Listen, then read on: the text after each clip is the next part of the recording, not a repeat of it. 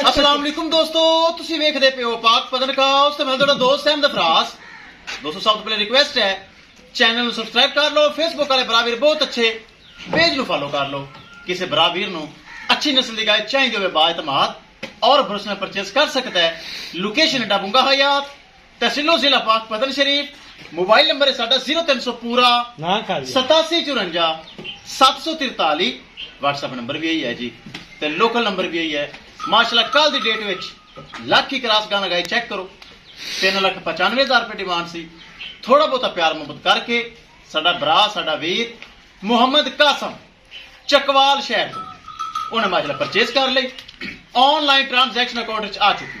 अल्लाह ताला मालिक दा नसीब करे जिन्हें साडे ते एतमाद किया, भरोसा किया और जानवर परचेज किया।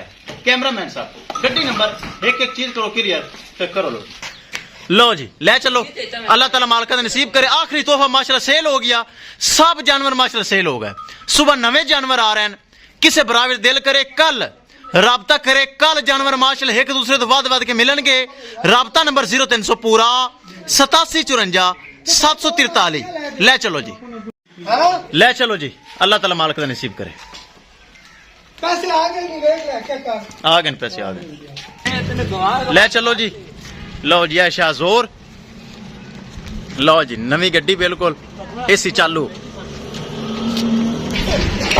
लो जी ए ड्राइवर साहब ने कर दो यार, लोड करो, मिनट मारो, करो करो पराली पाओ, लोड करो, कर दे यार, लोड कर दे। चल इल्जाम पिछू पिछू धक्का ला यार, गांव चढ़ जानी। लो जी शाहजोर ले लिया नवा, इंशाल्लाह ब्राह्मण दिक्कत नहीं होगी। लो जी जानवर हो गए महफूज तरीके लोड। अगे बच्चा चेक करो।